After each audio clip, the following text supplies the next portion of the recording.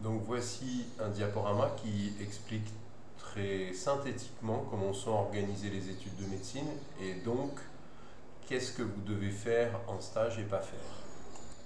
Voilà, en DFGSM sur la gauche en bleu, donc 2 et 3e année, ce sont des étudiants en sémiologie. Et ces étudiants en sémiologie vont faire deux choses. Un examen clinique où donc on apprend cet outil dans l'ordre, qui est donc l'histoire de la maladie, les antécédents, le motif au début, l'examen physique à proprement parler, puis après les signes généraux et les signes de chacun des organes, avec inspection, palpation, percussion, auscultation pour chacun des organes ou systèmes, sauf pour la neurologie et la psychiatrie.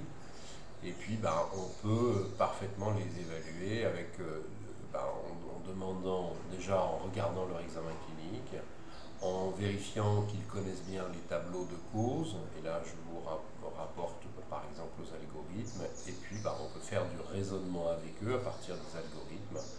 On va vérifier, leur apprendre la sémiologie quantitative qui n'est jamais dans les livres, qui est la valeur prédictive positive et négative, la sensibilité et la spécificité des signes et des symptômes, voire les syndromes. Et là-dedans, on peut faire des ateliers avec, par exemple, des jeux de rôle, des discussions de cas, qui permettent de voir quelle est leur capacité dans ces domaines-là. Puis, ils deviennent des externes quand ils passent en 4, 5, 6e année, qui s'appelle le DFASM, et là on passe à la sémiologie étiologique. Et on va savoir s'ils connaissent les tableaux étiologiques, par exemple, devant une polyarthrite, quelles sont les étiologies qui sont derrière. Donc il faut connaître la sémiologie étiologique de chacune de ces maladies, cliniques, radiologiques, biologiques.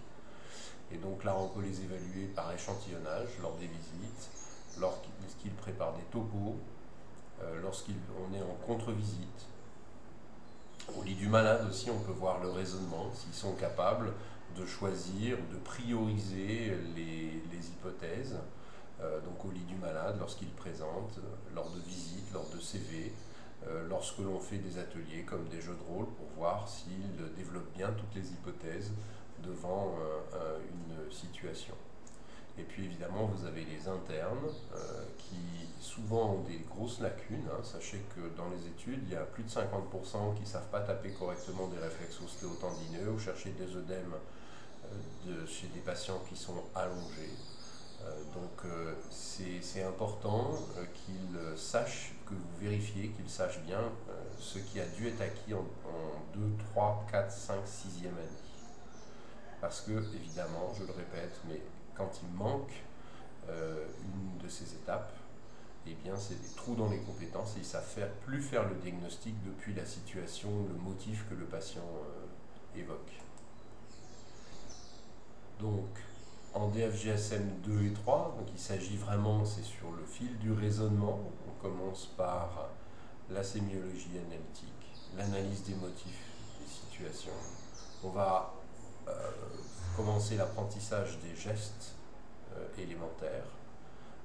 Puis en DFASM, on va apprendre la pathologie et la sémiologie étiologique qui permet d'aider au raisonnement médical. On va progressivement les faire fondre dans de la pratique clinique, dans du savoir-faire, en articulant les compétences avec les connaissances qu'ils ont acquises. Donc il faut vérifier qu'ils les aient, sinon ça ne marche pas. Et on va progressivement faire le basculement du diagnostic des maladies à la thérapeutique. Et évidemment en TCEM, donc 3e cycle interne, tout cela doit être approfondi et enrichi progressivement. Vous verrez, les algorithmes qui sont disponibles sont des algorithmes extrêmement simplifiés pour faciliter l'apprentissage, parce que quand il y a trop de choses, ils n'y arrivent pas.